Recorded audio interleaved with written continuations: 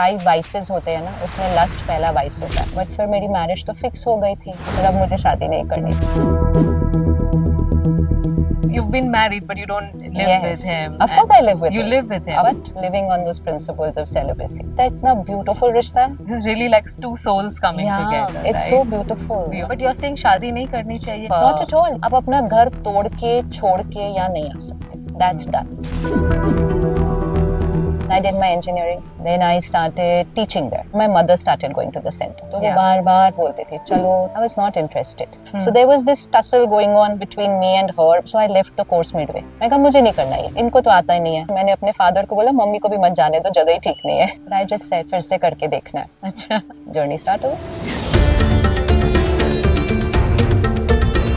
पानी पूरी, छोले भटूरे. हम भी पानी पूरी खाते हैं, हम भी छोले भटूरे खाते हैं. बनाने का तरीका थोड़ा डिफरेंट होता है. नॉन वेजिटेरियन डाइट आप खाते थे पहले? हाँ, and then you switched. हाँ, पहले खाते थे. मम्मी ने बनाना बंद कर दिया. I said आपको हमारे लिए तो बनाना पड़ेगा. Oh my God. I made her cook. I said ये कोई बात You नहीं. sound like all of us. Sister Shivani, do you feel angry? Yeah. यहाँ की हवा में एक अलग सी ही शांति है, making it a perfect place to connect with one's inner self. And I am in the serene and tranquil surroundings of Mount Abu. ये है Brahma Kumari spiritual centre का हेडक्वार्टर्स. और आज मैं जिनसे मिलने आई हूँ, उनकी बातों ने और ज्ञान ने लाखों लोगों की जिंदगी बदल दी है, giving them a path to spirituality, peace and clarity even in the busy world. So on this episode of Stories from Bharat, I'm here to meet one of the most inspiring spiritual leaders of our time, Sister Shivani. Nice to meet you. Yes, thank you.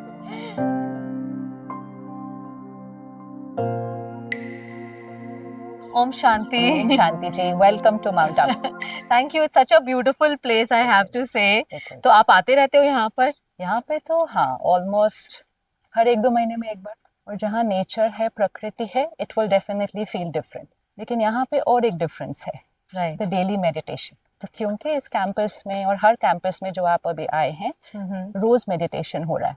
Okay. And सिर्फ रोज meditation नहीं हो रहा, meditative way of lifestyle. सो बोलने का तरीका एक दूसरे के बारे में जो हमारी सोच है, because our thoughts create vibrations. 30 years पहले ये एक बैरन जमीन थी, declared barren by the government, कि यहाँ कुछ नहीं उग सकता है. और इसीलिए बहुत सस्ती कीमत में मिल गई, क्योंकि यहाँ कुछ नहीं उग सकता था. So this land was not going to be used by anybody. आज देखो, after that it got an award for paradise of Rajasthan. Wow. Because of meditation.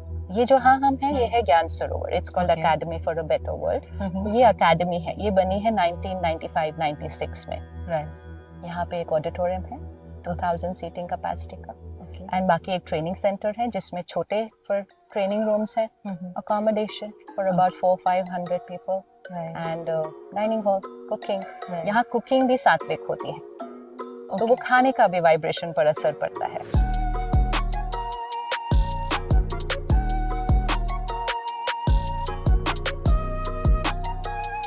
You usually have very busy days. कितने बजे शुरू करते हैं आप अपना दिन? तो हम सबका यहाँ पे 4 बजे शुरू होता है सुबह. Everybody, क्योंकि we all meet together for meditation 4 to 5. So that happens in the hall. Collective meditation का एक अलग पावर होती है. एक होता है individual meditation. हाँ जी. एक होता है जब सारे इकट्ठे बैठकर करते हैं. और आप सोते कितने बजे हो? ऑन एन एवरेज कोशिश करते हैं 10 बजे तक का एम रखने के लिए. पर जब कुछ प्रोग्राम्स होते हैं तो 10 का 10:30, कभी 11, बट उठ जाते हैं टाइम पर. वो हमारे सिस्टम में फिटेड हो गया अभी. That's part of routine.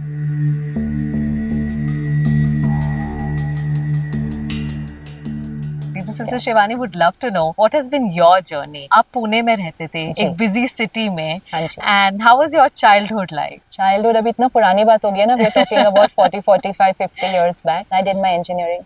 That was also from Pune University. Then I started teaching there. So I was teaching there for a couple of years. But when I was doing my engineering, so my mother started going to the center. Okay. तो वो जाने लगी, फिर वो रोज centre जाने लगी. Then she started meditating at home. फिर घर में खाना चेंज हो गया, वो सात्विक की तरफ चला गया. But of course she wanted us to experiment with it also. तो वो बार-बार बोलती थी, चलो तुम भी चलो. I was not interested, क्योंकि मुझे जरूरत नहीं लग रही थी. ऐसे मैं किस लिए सुबह सुबह उठूं और तैयार होकर वहां जाऊं, मुझको नहीं चाहिए, मुझे कुछ भी नहीं चाहिए। शी नहीं, peace of mind, I am fine, मुझे जरूरत नहीं है। So it took me a very long time, मतलब कुछ साल आई हैव रेजिस्टेड। कुछ रेजिस्टेड भी इसलिए नहीं कि कुछ गलत था, बट जरूरत नहीं लग रही थी। इट्स लाइक अगर आप मुझे बोलो आप ये दुकान में आओ और ये खरीदो, बट मुझे चाहिए नहीं चीज, तो मैं दुकान में जाऊं क्यों? It was just as simple as But this is how most of us feel today, right? या but then you see I am talking of a world 25-30 years back, तब तो बिल्कुल ही जरूरत नहीं लगती थी। आज तो फिर भी हम स्ट्रेस की बात कर रहे हैं, डिप्रेस्ड की बात कर रहे हैं, हम रिलेशनशिप कॉन्फ्लिक्ट्स की बात कर रहे हैं। There are lot of issues today. And you often speak about how बच्चों को जब हम कुछ ज्यादा कुछ चीज को करने बोलते हैं तो वो ज्यादा रिबेल करते हैं। कुछ बच्चे मेरे जैसे ज्यादा, आप भी थे, वही वो रिबेल। मैं ज्यादा हूँ वैसे वाली। तो जितना वो ज्यादा मुझे बोलती थी, मैं मेरे को पुश मत करो, मुझे फोर्स मत करो। Even when she started changing what we were going to eat, because she changed what she was going to eat. पहले वेजिटेरियन पे आ गए, फिर अनियन गार्लिक उन्होंने छोड़ा, तो she started cooking for us। भाई सबका खाना वैसे बन जाएगा। I objected in that also. I said आपको चेंज करना है, आप चेंज करो, हम वही खाएंगे जो हम खाते थे, हमें फोर्स नहीं करना अपने रास्ते पे चलने के लिए। सब quite Wow. Then there must have been like something very life changing, या कोई एक ऐसा experience या moment where you decided to switch and actually give spirituality or Brahma Kumaris a try. Actually वो भी नहीं हुआ। So I used to just go, उनको drop कर दिया, उनको कभी पिक करने चले गए, तो कभी ऊपर सेंटर चले गए। अच्छा लगता था वहां जाकर, बहनें फैमिली की तरह लगती थी। फिर एक बार मैंने कोर्स करना शुरू भी किया। So I did there is a 7 days Rajyoga meditation course, 1 घंटे का। तो just go for 1 hour to the centre. तो मैंने जाना शुरू किया। पहले दिन अच्छा लगा, दूसरे दिन, तीसरे दिन, चौथे दिन उन्होंने कुछ ऐसी बात समझाई जो मुझे बिल्कुल समझ में नहीं आई। फिर मैंने कहा आप इसको प्रूव करो। उन्होंने कहा नहीं, मैं प्रूव नहीं कर सकती हूँ।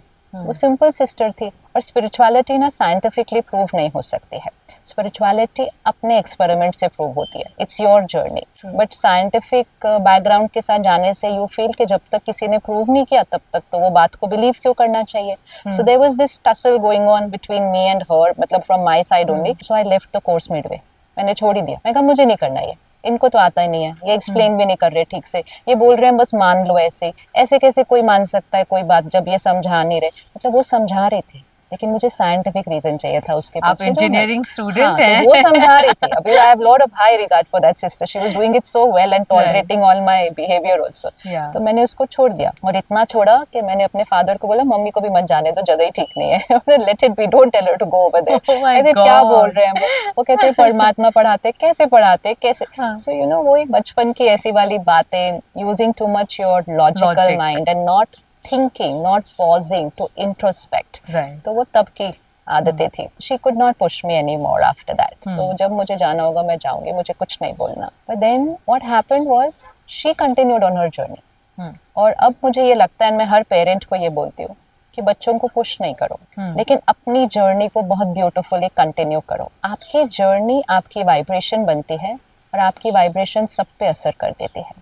तो she continued her journey, she was cooking for us. तो आई अंडरस्टैंड वाइब्रेशंस अफेक्ट करता है।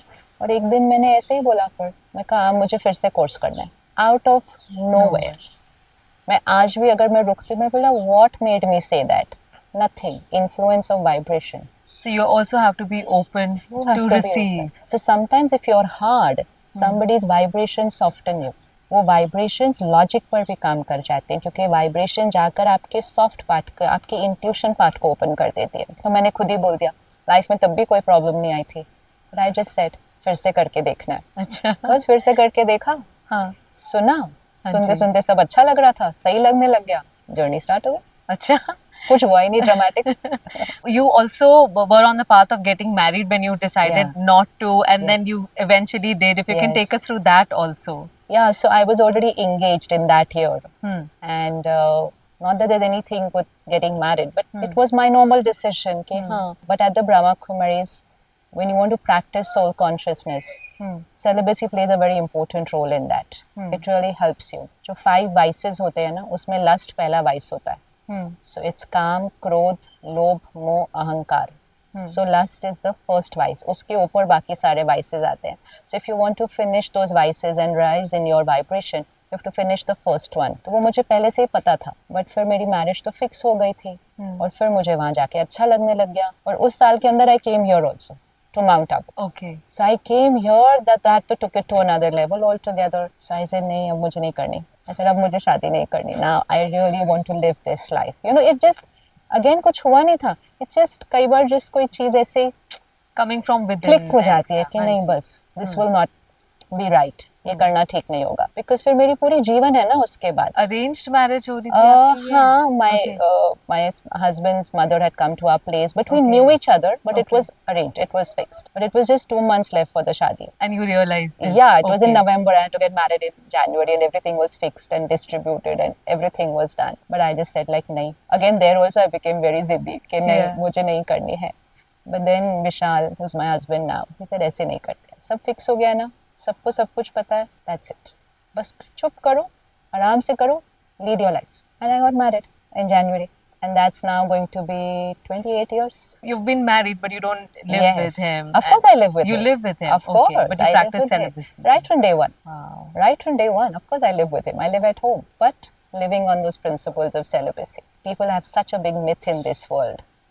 कि ये रिश्ते के लिए वो चीज़ इतना ब्यूटीफुल रिश्ता है, इतना ब्यूटीफुल रिश्ता है, मतलब सच्ची में मैजिकल रिश्ता है.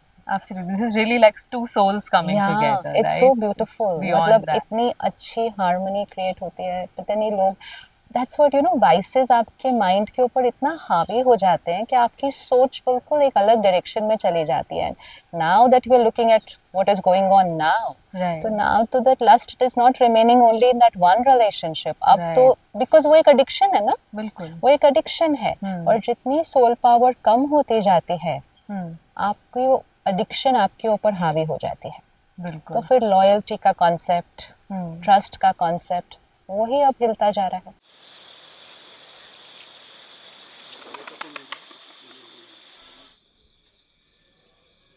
टॉकिंग ऑफ इंडियन सोसाइटी, वो हमेशा सोचते हैं शादी करो, बच्चा करो, एक नॉर्मल जिंदगी जियो. पर अगर कोई बोल दे कि नहीं मुझे बच्चा नहीं करना या मुझे शादी नहीं करनी, पेरेंट्स फील अरे ये क्या हो गया. Even if it is on the path of spirituality. Yes, we see it every day at the centre. Every day you have to see from the parents perspective also. कई बच्चे बहुत carried away हो जाते हैं. शुरू में आते हैं, आए, बहुत अच्छा लगा, कहा नहीं नहीं हमको शादी नहीं करनी है, हमको यहीं रहना, ये करना है. पर थोड़े साल के बाद अपनी जर्नी पर ठीक से फोकस नहीं किया. फिर ना यहाँ फिट हो रहे थे, ना बाहर जा रहे थे.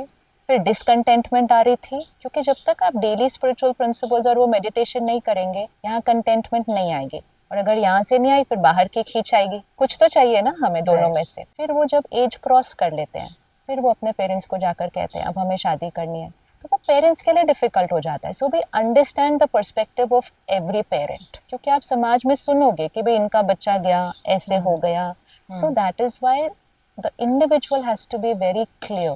But you're saying शादी नहीं करनी चाहिए अगर if you're a part of not at all. यहाँ आप सबको जो देखेंगे वो तो शादी करके आए हुए हैं ना, सारे बच्चों के साथ भी आए हुए हैं. लेकिन जो सरेंडर होते हैं, जो सेंटर संभालते हैं, and they can't lead family life and center because they have agreed to live at the center. उन्होंने वो सेवा को चूज किया है. So then they come and they surrender. Then they only go home जब कोई जरूरत है, कोई बीमार है, या साल में एक बार उनको अपने पेरेंट्स से मिलने जाना है, या कभी भी पेरेंट्स को जरूरत हो, they can go. But they have chosen to live at the centre. तो वो ही आएंगे. बिल्कुल. तो दैट इज अ रूल कि अगर आपने शादी की, आप अपना घर छोड़ के नहीं आ सकते यहाँ रहने के लिए permanent. You will never get surrender, क्योंकि you have to take care of your family. आप अपना घर तोड़ के छोड़ के यहाँ नहीं आ सकते. That's done. So if you can tell me a bit about the inception of Brahma Kumaris, किस तरह से शुरुआत हुई थी, कितनी पुरानी संस्था है? It is from 1936. Okay. 1936 में जब ये इनिशियल स्टार्ट हुआ, ये हैदराबाद सिंध में था. You mean Pakistan? Yeah, which was that time not Pakistan. That time it was Undivided Bharat, undivided India. तो दादा लेखराज डायमंड ज्वेलर थे. परिवार में रहते थे. उनके 6 बच्चे थे. Age was around 60-65. Very very prosperous. He was dealing with kings and queens of that era उस समय के. बट बहुत धार्मिक भी थे. उन्होंने अपने जीवन में 12 गुरु किए थे. सो very accepted person by society of that era. It's very good personality but also doing very good work. लेकिन 1936-37 के बीच में उनको कुछ ऐसा फील होने लगे, कुछ विजन्स आए, साक्षात्कार जिसको हम कहते हैं, where you are not doing anything, बस आपको जैसे कुछ दिख जाता है, जैसे कि किसी और ने आपको दिखा दिया. तो उनको सबसे पहला जो विजन हुआ वो था of this world going through a turmoil. तो उनको विजन दिखाई दिया of war before the Japan Hiroshima attack. He got a vision of war where there was like total annihilation. He got a vision of natural calamities. And he got a vision of civil war, which means religion based war. धर्म के नाम पर युद्ध. वो इतना उनको ऐसे दिखाई दिया कि उनको लगा ये दुनिया खत्म होने वाली है. तो उन्होंने लगा फिर मैं क्यों काम कर रहा हूँ, मुझे ना अभी इसी में लग जाना चाहिए कि मैं अपना चिंतन करूँ, परमात्मा को याद करूँ, दुनिया तो खत्म होने वाली है. तो उनको एक वैराग्य आ गया, जैसे detachment, everything is coming to an end. वो बनारस चले गए, अकेले रहने लगे, थोड़े दिन के लिए चिंतन करने लगे, मैं आत्मा हूँ, मैं आत्मा हूँ. He was working on himself. फिर उनको एक और साक्षात्कार हुआ, और वो साक्षात्कार था एक बहुत खूबसूरत दुनिया, देवी देवताओं की दुनिया, जिसको हम सत्युग कहते हैं, वो दुनिया. और उनको ये एक आवाज़ आई कि ऐसी दुनिया बननी है. So it is not that the world is coming to an end, the world is going to go through a transformation. फिर एक दिन वो गुरु जी के सत्संग में बैठे थे, और उनको फिर ऐसा कुछ फील हुआ, वो उठ के अपने कमरे में चले गए. तो उनकी बहू उनके पीछे गई कि ऐसे तो डिसरिस्पेक्ट है, गुरु जी के सामने से उठ के चले गए सत्संग में, कुछ तो हुआ होगा. She went and she stood there. बहुत रेड लाइट सी थी कमरे के अंदर, और उनको फिर से एक आवाज़ आई. तो वो आवाज़ परमात्मा अपना परिचय दे रहे थे, जैसे उनको ज्ञान स्वरूपम शिवोहम शिवोहम, प्यार स्वरूपम ए शिवोहम शिवोहम, आनंद स्वरूपम शिवोहम शिवोहम, ऐसे आवाज़ आने लगी. और उनको बहुत वो ज्योति का साक्षात्कार हो गया. उन्होंने ये बातें शेयर करनी शुरू की. पहले फैमिली के लोग सुन रहे थे, फिर आस पड़ोस के कोई सुनने आ गए. अब जो सुनने आते थे ना, उनमें से भी बहुतों को साक्षात्कार हो जाता था. साक्षात्कार बहुत सालों की तपस्या के बाद किसी को होता है, और यहाँ आते ही हो रहा था. बच्चों को हो रहा था, बहनों को हो रहा था, जो आ रहा था. ये उस टाइम की बात है Sindh, where mostly it was Sindhi community, right, and many of the men folk were out for business to other countries. तो बहनें ज़्यादा थी जो शुरू में आई थी, भाई भी थे. He became the instrument, कि परमात्मा ने उनको यूज़ करके ना सुनाना शुरू किया. तो लोग आने लगे, सबको अच्छा लगने लगा. तो वो सत्संग बनता गया. ओम ध्वनि करते थे शुरू में, तो उन्होंने उसको ओम मंडली बोल दिया लोगों ने कि ये ओम मंडली है, ये ओम ध्वनि बहुत अच्छे करते हैं. सत्संग चल रहा था. फिर एक थोड़ा सा फेज आया जब परमात्मा ने उनके द्वारा कहा कि काम विकार पर जीत पानी है अगर सत्युग बनाना है. सत्युग पवित्रता की फाउंडेशन पर सेट होगा, तो काम विकार पर जीत पानी है आत्मा को शुद्ध पवित्र बनाने के लिए. तो घर में झगड़े होने शुरू हो गए, बहुत सारे झगड़े शुरू होने हो गए. हम 1937 की बात कर रहे हैं. उस टाइम कौन बहनें अपनी मर्जी को एक्सप्रेस कर सकती थी कि this is how I want to live. तो किसी बेटी ने कह दिया मैं शादी नहीं करना चाहती, किसी पत्नी ने कह दिया I will not indulge in this any more. So there was lot of problems in lot of families. मतलब बहुत ही कुछ हो गया. फिर तो तब बहुतों को चेन्स में बांध करके रखा गया, बहुतों के ऊपर झाड़ फूक किया गया कि ज़रूर ये हिप्नोटाइज होकर आए हैं, इनकी हिम्मत कैसे हो रही है हमारे से ऐसे बात करने की. और इतना सब करने के बाद भी ये वहाँ जाना चाहती है. इनको 4-4 दिन खाना नहीं दो, फिर भी ये भाग कर वहाँ जाना चाहती है. वहाँ ज़रूर कुछ जादू हो रहा है. फिर ब्रह्मा बाबा के ऊपर अटैक हुआ. फिर जहाँ वो थे उस बिल्डिंग को जलाने की कोशिश की गई.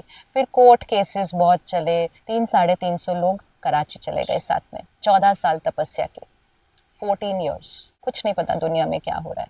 अपनी जर्नी. बहनें ज़्यादा थे उसके अंदर, भाई कम थे, बट टोटल 300-350 के बीच में 14 साल सोल कॉन्शियसनेस की प्रैक्टिस एंड मेडिटेशन. इतने में भारत आज़ाद हो गया और पार्टीशन भी हो गया, बट ये वहीं थे और बिल्कुल सेफ थे अंदर. 3 years after Bharat became independent, 1950 में शिफ्ट हुए.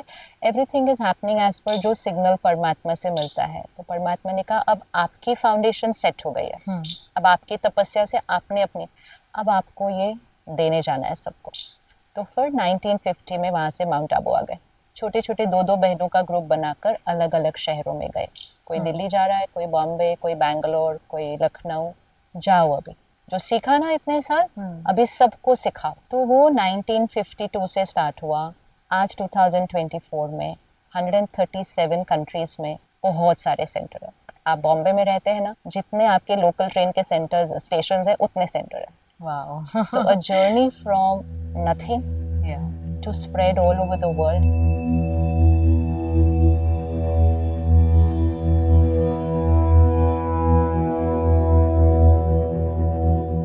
So if I may ask you, what are the key principles of Brahma Kumari as an institution, as an organization? Key principles is first our lifestyle. तो जैसे अमृत वेले हम उठते हैं सभी, सुबह 4 बजे।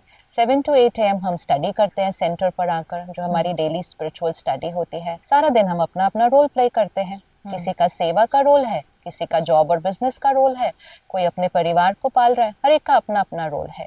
लेकिन उसमें मर्यादाएं कि जो रोज सुबह सीखा है उसको इम्प्लीमेंट करना है। तो आज इज अ फूड चैनल, तो ये हमारे लिए बहुत रेलेवेंट है।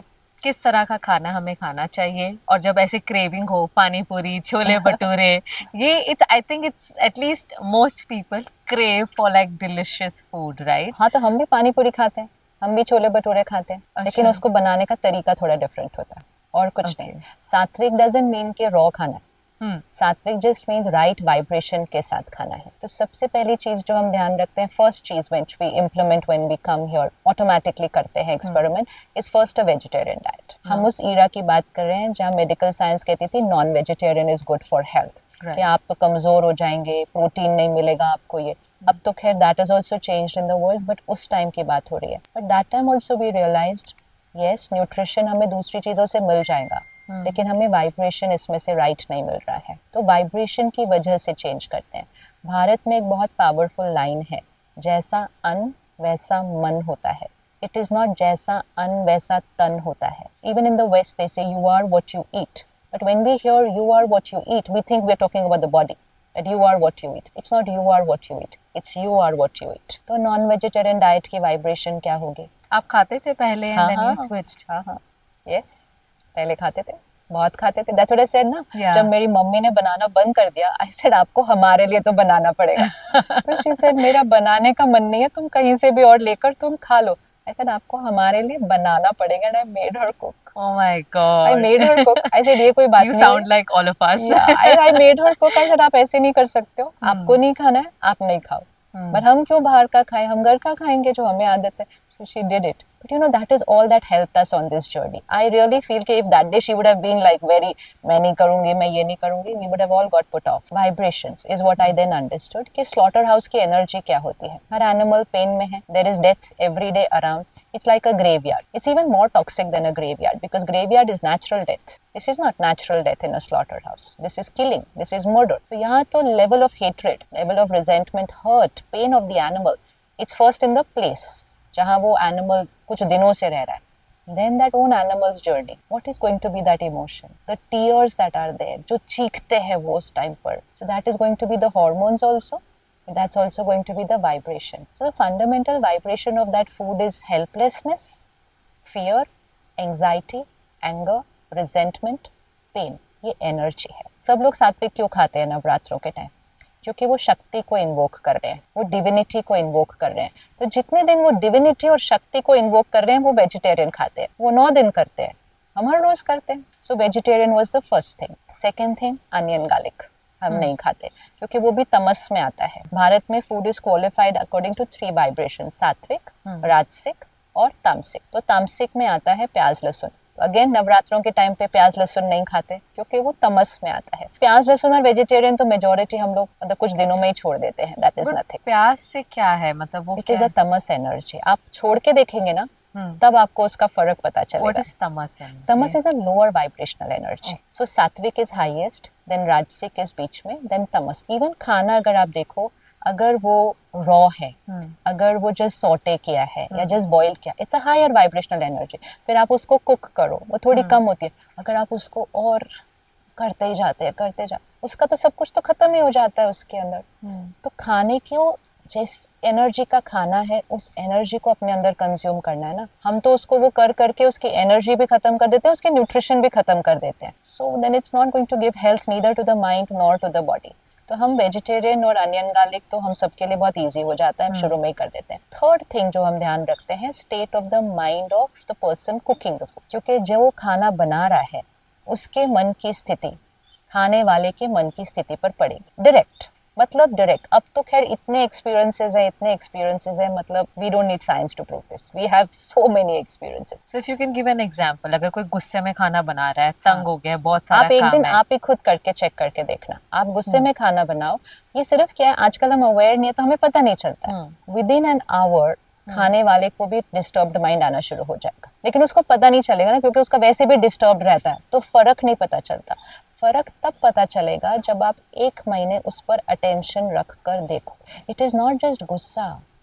Direct thoughts get transferred to the person's mind who is eating.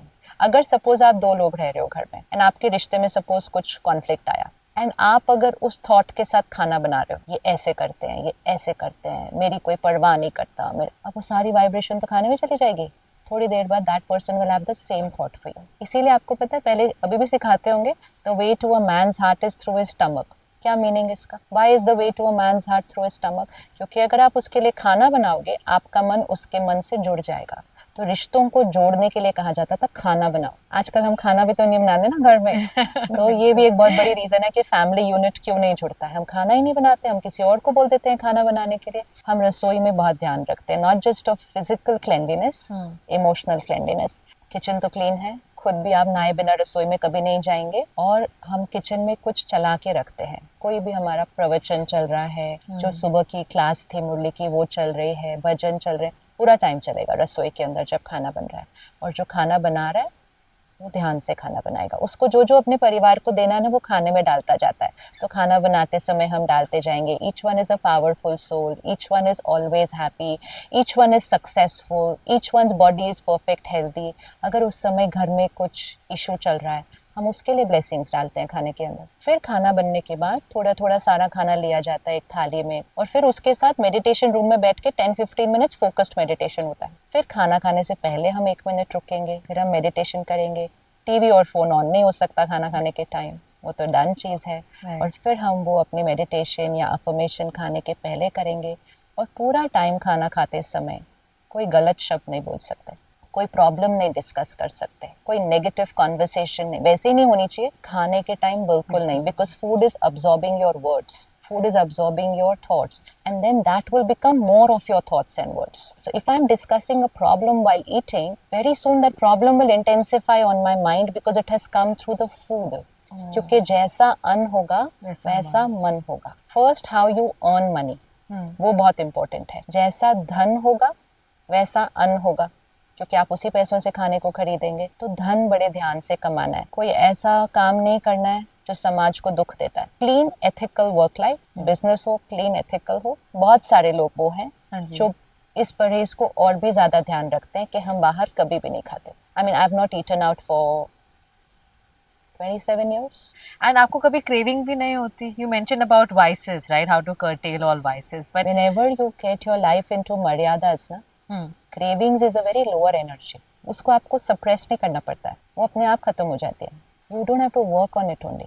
It's like आप एक बच्चे को एक खिलौना खेल रहा है, फिर आप उसको एक और बेटर खिलौना दे दो, तो आपको ये खिलौना उसके हाथ से लेना नहीं पड़ेगा. वो खिलौना तो उसको ही नहीं पता चलेगा उसने कब छोड़ दिया. Alcohol, smoking, some even drugs, within a month छूट जाता है. But you know, I'm sure you would have heard of terms like YOLO. सुना है आपने? नहीं. YOLO is you live only once. हाँ हाँ, You only live once. अरे all the more important. अच्छा आपने मुझे नया वर्ड सिखा दिया. And then if you live only once, वो लाइफ कैसी होनी चाहिए? क्या वो लाइफ सिर्फ खाने पीने कपड़ों के अराउंड रिवॉल्व होनी चाहिए? वो तो आपने बहुत ही लोअर पर्पस अपने लिए दे दिया, बस खाना पीना, कपड़े पहनना, घूमना. Is that the purpose? और ड्रग्स और alcohol. Is that the purpose of life? नहीं, आपका पर्पस ऑफ लाइफ इतना नीचे नहीं हो सकता. एंड मोस्ट इम्पोर्टेंट, आपका पर्पस ऑफ लाइफ वो चीजें नहीं हो सकता जो आपको मन को गुलाम बना रही है. See, when you take up any substance, which then becomes an addiction, फिर तो आप चाहें भी तो वो आपसे छूटता नहीं है. So it becomes an addictive personality. आज drugs and alcohol छोड़ो, हम अपने फोन से addicted होकर बैठे हैं. लोग सुबह सुबह एक कप चाय का पीते कहते चाय के बिना मेरा नहीं चलता, कॉफी के बिना मेरा नहीं चलता. चाय कॉफी पियो, but you can't live your life saying इसके बिना मेरा नहीं चलता, which means you are saying you're dependent on a cup of tea. But now we have high rise depression issues. We are having anxiety, panic attack in school children. Parents को कैसे लगता है जब एक स्कूल का बच्चा कहता है मुझे कल एग्जाम नहीं देना क्योंकि मुझे पैनिक हो रहा है, मुझे एंग्जाइटी हो रही है. These are all because of addictive personality. तो क्या ये खुशी है जब आपको पैनिक अटैक हो रहा है? ये खुशी है जब एंग्जाइटी हो रही है? ये खुशी है कि जब आप एक व्यक्ति के बिना जी नहीं पा रहे, आप कहते मुझे जीना नहीं है इसके बाद? ये कौन सी लाइफ है? दूसरों के लिए तो कुछ नहीं कर पा रहे. Your purpose of life is not to do for anything. You are not even able to take care of yourself. If you are believing that you have only one life, then use that life for a higher purpose. और जब आप अपनी life को एक higher purpose के लिए लेके जाते हैं ना, लोअर चीजें आपके इर्द गिर्द आपको याद भी नहीं रहती, पड़ी हुई होंगी भी ना. If suppose you are wearing fake jewelry right now, चलो example, and then somebody comes and gives you a solitaire, so giving up that fake jewelry is an effort after that? नहीं, आपको पता भी नहीं चलेगा आपका वो earring कहाँ पड़ा है. You won't even know because you got something higher. So life is not about these trivial things. Most important, खाओ जो खाना है खाओ, लेकिन इसके गुलाम नहीं बनना. Because then it's really, it is going in a different, because अब तो पिछले कुछ सालों से that spiral has just suddenly start going down. 2 साल पहले तक, once a year I will meet a parent who says my child has committed suicide. This year, on an average, one every month I have met, every month, and this is a wake up call. And you know कौन सी as? 14 साल, 15 साल, 16 साल. School के बच्चे कैसे बताते हैं पता है? स्कूल से आया, बैग रख दिया सोफे पे, ऊपर चला गया, जंप कर दिया. मैं कहा कुछ हुआ था? पता ही नहीं हमें तो कुछ.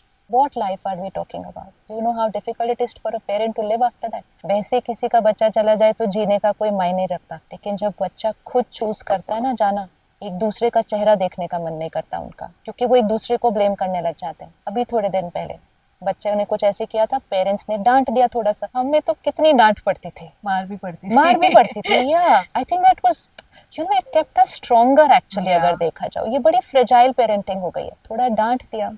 Like disappointments and rejections are not a part of growing up anymore. Yeah, so that is why it's making us fragile. तो फिर हमारे पास resilience नहीं बचती जब कोई ऐसे डांट दिया. That child went up and jumped out and he's no more. Now what are the spouse, what are they going to do to each other? तुमने बोला क्यों ऐसा? तुम चुप रह जाती थोड़ा, आपने ऐसा क्यों किया? How will they live? अगर हम आज भी नहीं इसको wake up call करते कि हमारी शक्ति घटती जा रही है, तो ये बढ़ता जाएगा. तो हम कैसे करें? बच्चों को कैसे स्ट्रॉन्ग बनाएं? पहले खुद को. मेरी मम्मी ने खुद को किया, मुझे नहीं कर पाई वो, लेकिन खुद को करने से सारे हो गए. You know, vibration, the parent has to take charge. खिलौने हमारी जनरेशन को मिले थे सबसे पहले, पहला फोन, पहला लैपटॉप, इंटरनेट, ये सब आज इज द जनरेशन. जब नए नए खिलौने मिलते हैं ना बच्चों को, तो वो खाना पीना पढ़ना सब छोड़ देते हैं. That is how we did. So responsibility is not of children, responsibility is of parents. You can't go back to your child and say start meditating from tomorrow. वो नहीं करने वाले. You won't go back and tell them stop using your gadgets for so often. No, do it. As a parent, we need to do it. घर के environment को change कीजिए, vibration को change कीजिए. खुद peer pressure का victim मत बनिए. खुद late night parties, mother father both drinking. क्या है, क्या vibration और क्या example तो set करेंगे? At least we grew up where one parent was drinking, the other one was fighting. झगड़ा ही होता था घर में, नहीं पीना. We grew up believing that it was wrong. Because वो हमने घर में देखा कि उस टॉपिक पे झगड़ा होता था. If one family member was drinking or smoking, उस घर में झगड़ा होता था उस पे. ये गलत होता है. उस समय जब बच्चों ने लेना शुरू किया, लेते थे तब भी कुछ छुप के लेते थे, डर के लेते थे, मर्यादाओं के अंदर रहते थे. आज हमने कहा अपने बच्चों को कि मुझे डरना पड़ा अपने पेरेंट्स से, तुम्हें डरने की जरूरत नहीं है. You and me will have the first glass together.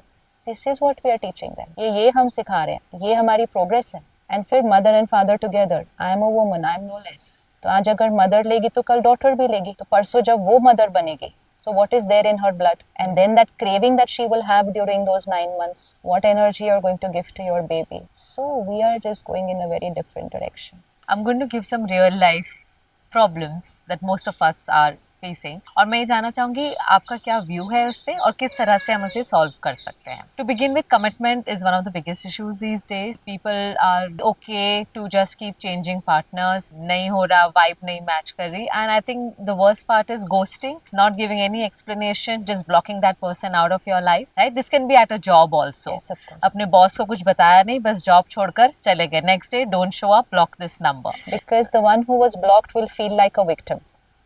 But actually the one who has blocked is the victim. कि वो जिनका हमें लग रहा है ना उन्होंने हमारे साथ गलत किया, सबसे पहले तो वो बहुत कमजोर है. उनके पास शक्ति ही नहीं है, उनके पास इतनी भी ताकत नहीं है कि वो आपसे आकर बात कर सके.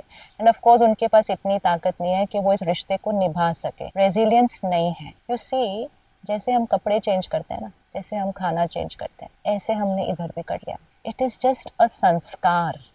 and that sanskar gets tired of just clothes new and food new. Now what new? So partner new, job new. पहले job commitment used to be such a big thing कि ज्वाइन भी इधर किया था, रिटायर भी इधर किया था. अब तो they will say how funny, you are still in that same job, इतने 4 साल हो गए तुम अभी तक. सो सोसाइटी कैसे बात करती है ना, जो हम बात करते हैं वो नॉर्मल बन जाता है. अभी हमने नॉर्मल कह दिया कि कुछ सालों के बाद तो चेंज करना ही होता है. अगर आप नहीं चेंज कर रहे हो then you are not normal. तो अगर किसी ने हमें छोड़ा है तो फिर शुक्रिया करो अपने कर्मों का कि जल्दी कर दिया. This person was anyways not committed to you even while they were with you. But most important is you build your resilience. Don't hold hatred for that person because that person is emotionally weak. So let's say I do this to you. Suppose I block you.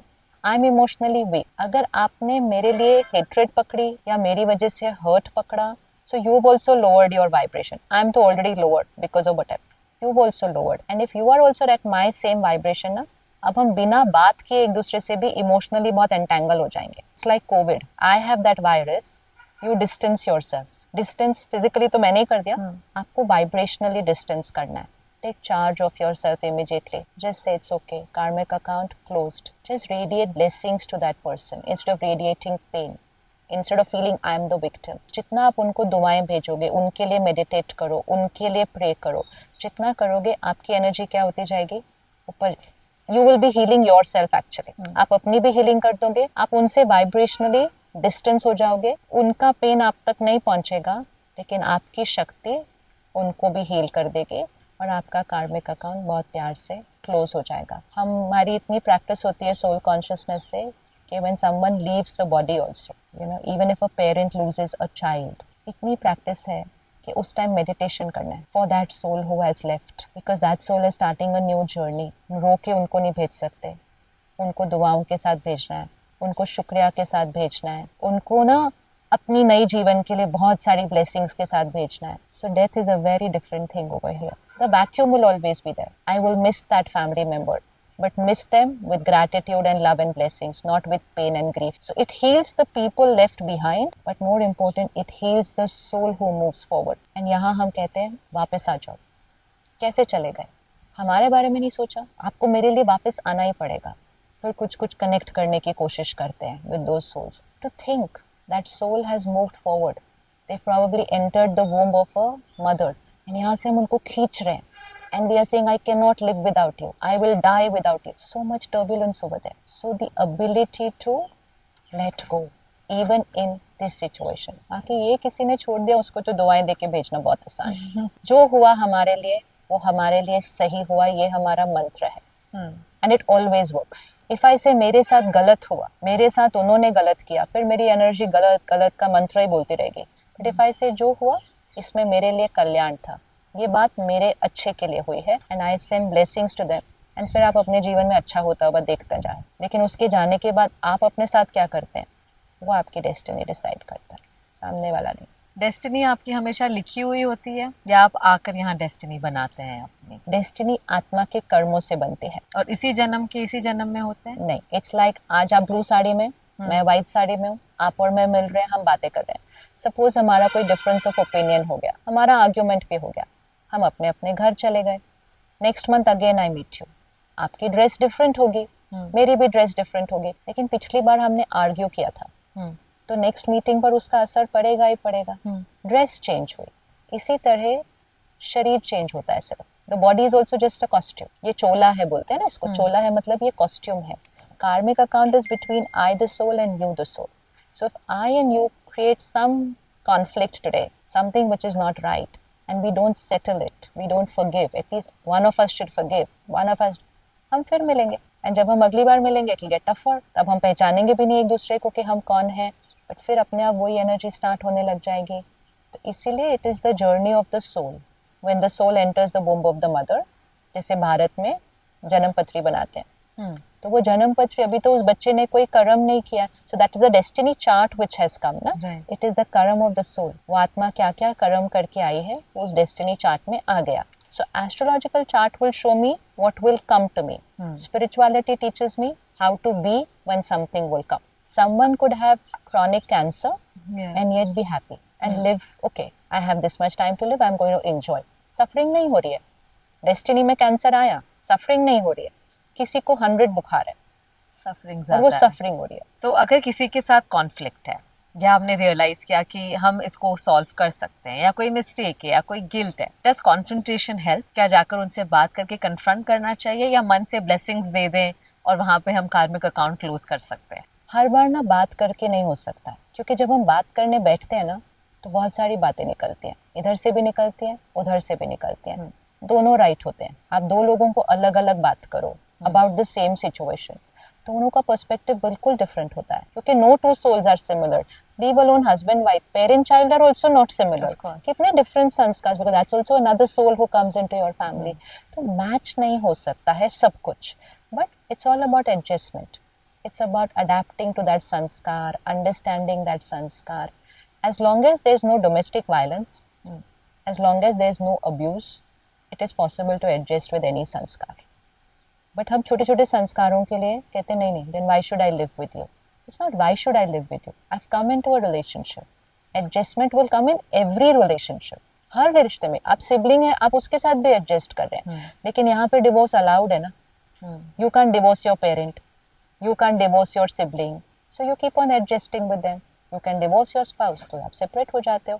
लेकिन जितना ये करते जाओगे आपकी अपनी शक्ति कम होती जाएगी।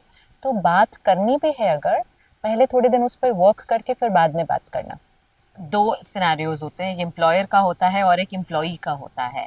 Now if an employee is doing something and the employer wants to give feedback, okay, you said आप अपने आप में बदलाव लाओ, but that's not possible when you're working in a corporate culture. Right. Feedback देना, feedback can also be looked at criticism by the employee. In that case, how does one create a healthy work culture? A work culture is first the vibrations that we have for each other. तो आपको feedback देना है, पहले आप अपने यहाँ को change करिए। हम यहाँ से क्रिटिकल फीडबैक दे रहे हैं, फिर यहाँ से हम जाके बड़ी मोटिवेशनल बातें करते हैं उनके साथ, it doesn't work. So the foundation of any relationship is what we are thinking of the other person.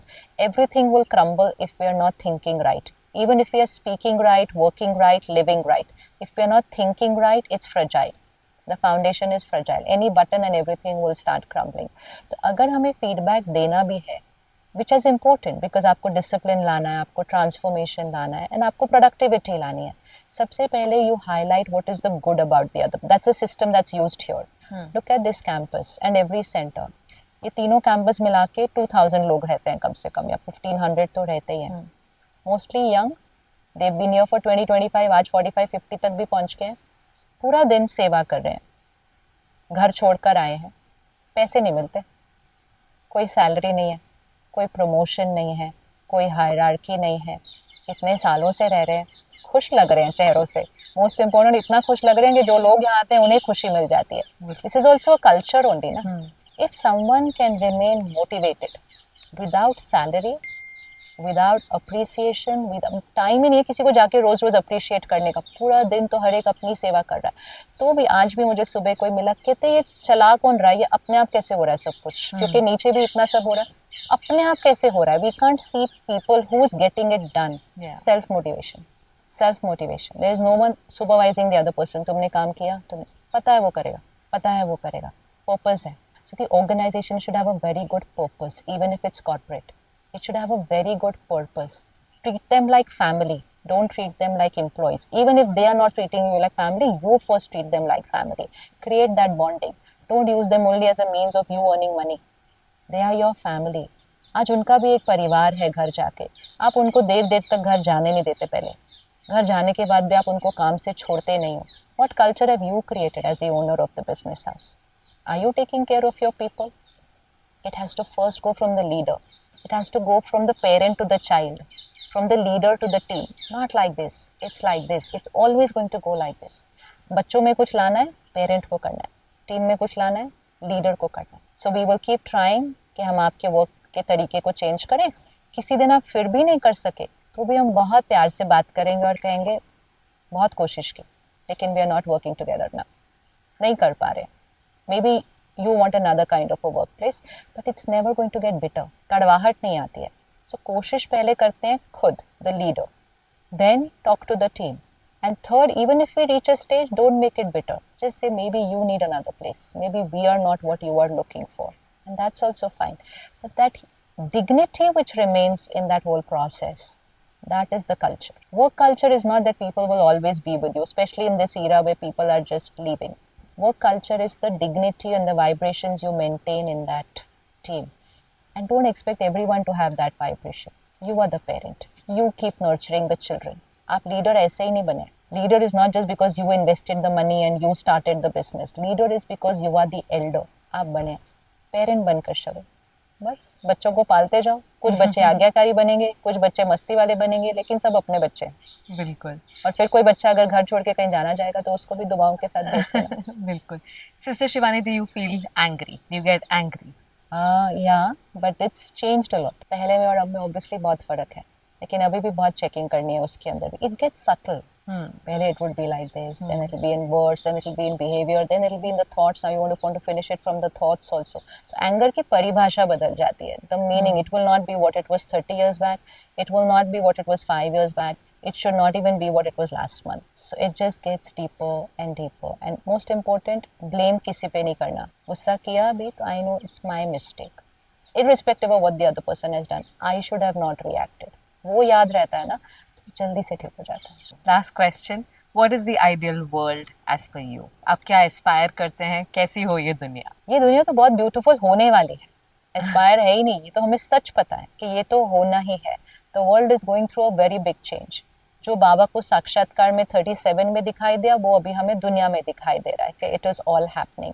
लेकिन it's going to go through a change, that is certain. पिछले साल प्रधानमंत्री जी ने क्या कहा था जनवरी 22 को? राम राज्य आना है. तो राम राज्य आना है मतलब हम सबको राम राज्य लाना है. दैट इज दैट सत्युगी दुनिया. सत्युगी दुनिया means every soul is pure, every soul is divine, every soul is like this, not like this. ये तो क्रिएट होना ही है. इट्स 100% सर्टेनिटी, इसमें कोई डाउट नहीं है. Entire civilization will be of a giver. Entire civilization will be of purity and power. तो वो दुनिया तो आनी ही है. It is certain. हम सब वही पुरुषार्थ कर रहे हैं. आप सब भी शुरू कर लो. बिल्कुल. Sister Shivani, it's been wonderful talking to you. बहुत अच्छा लगा आपसे बात करके. Thank you so much. शुक्रिया. ओम शांति. Thank you so much.